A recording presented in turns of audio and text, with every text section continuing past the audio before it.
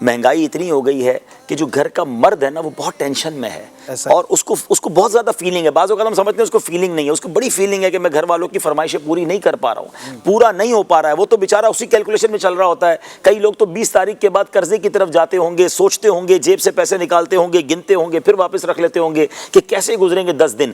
اس وقت میں اب گھر والوں کا کردار بہت زیادہ اہم ہے کہ اس ڈپریشن اور اس محنت کرنے والے اپنے گھر کے مرد کو سپورٹ کریں, اس کو تانے نہ دیں تم تو کچھ لاتے ہی نہیں ہو, برابر والوں نے دیکھو یہ لے لیا تو ان کے پاس اتنی اچھی افطاری آتی ہے, آپ ہمیں کوئی گھمانے نہیں جاتے, ابھی تک آپ نے عید کے کپڑے نہیں دلائے. دیکھیں یہ وہ پریشر ہے جو بندے سے 2 غلطیاں کروا سکتا ہے. یا تو اللہ نہ کرے وہ ڈپریشن کا مریض بن کر خدا نہ خواستہ سوسائڈ خودکشی کی طرف جا سکتا ہے. ایسا ہوا ہے کہ لوگ بیچارے نہیں دیکھ پاتے تھے اور روز گھر والوں سے تانے ملتے ہیں. اچھا سوسائڈ نہیں بھی کر رہا, خودکشی نہیں بھی کر رہا, تو سن کے وہ بیچارہ ڈپریشن کا مریض بن رہا ہے, اور مریض بن کے تو جو کما کے لا رہا ہے وہ بھی نہیں لا سکے گا پھر تو. اور دوسرا کیا ہوتا ہے کہ شیطان جب حملہ کرتا ہے نا تو وہ پھر غلط کام کی طرف جاتا ہے کہ یار چوری کر لیتا ہوں میں, معاذ اللہ میں بھی غلط, دوست میرے ہیں جو غلط کام کرتے ہیں, پیسے بنا لیتے ہیں, گھر والے تو مانتے نہیں ہیں, بلکہ جملے کہے جاتے ہیں چاہے چوری کرو چاہے ڈاکہ ڈالو ہمیں اپنی چیز چاہیے. اچھا پھر اس کے بعد ہوتا کیا ہے کہ یا تو وہ غلط کام میں پڑ جاتا ہے, حرام لے کر آتا ہے, گھر والوں کو حرام کھلاتا ہے, اور پھر گھر والے اس میں بڑے انجوائے کر رہے ہوتے ہیں کہ بھائی چلو پیسے آنا شروع ہو گئے.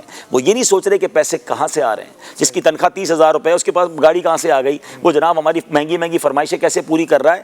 دیکھیں آج مال آ رہا ہے, پھر تھوڑے دنوں بعد پیچھے پولیس آئے گی, اور پھر بندے کو ہم نے گھر سے اٹھتے بھی دیکھا ہے اور سب پورے جگ ہسائی بھی ہوتے دیکھی ہے. اچھا پولیس نہیں آتی ہے, آپ کھا کیا رہے ہو, حرام کھا رہے ہو, آپ بھی برباد ہو رہے ہو, آپ وہ مرد بھی برباد ہو رہا ہے, پوری فیملی برباد ہو رہی ہے. ہونا یہ چاہیے کہ وجہ وہ پریشر تھا. اور ایک اور آخری بات میں کر لوں کہ روایتوں میں آتا ہے کہ پہلے کے زمانے میں جب مرد گھر سے جاتا تھا نا کام کرنے, تو عورتیں کہا کرتی تھی دیکھو حلال لے کر آنا, ہم حرام نہیں کھائیں گے, اور ہم حرام کا بوجھ بھی برداشت نہیں کر سکیں گے, ہم اس کا عذاب برداشت نہیں کر سکیں گے, دنیا کی تکلیف ہم کھا لیں گے, ہمیں آخرت کے عذاب میں گرفتار مت کر دینا, تم بھی گرفتار نہ ہونا. یہ وہ فیملیز ہیں جو اس طرح کی نیک اور پارسا فیملیز تھیں. سب سانجھا ہو کر مل کر رہیں, ایک دوسرے کو سپورٹ کریں, خیر ہے اچھے دن آ جائیں گے. ایک آخری ورڈ میں کہہ دیتا ہوں, میں نے اپنی زندگی میں دیکھا ہے کہ جس عورت نے اپنے شوہر کے ساتھ مشکل وقت بتایا ہے نا, اور مشکل میں ساتھ دیا ہے, اللہ نے اس کو سکھ کے دن ضرور دکھائے, اچھے دن ضرور دکھائیں.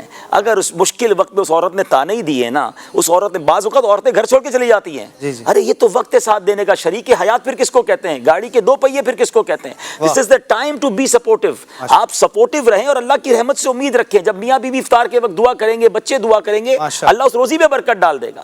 لیکن اس بیچارے کو تانے نہ دو, اس بیچارے کو ٹینشن نہ دو, پہلے ہی وہ گھبرایا ہوا ہے, اور آپ کی ٹینشن اس کو اور توڑ دے گی, وقت سے پہلے بوڑھا کر دے گی. ساتھ دیں, اللہ پاک کریم ہے, کبھی کے دن بڑے ہوتے ہیں, کبھی کی راتیں بڑی آئیں گی, ہر رات کے بعد صبح آئے گی, اور تھوڑے دنوں میں راحت بھی آئے گی.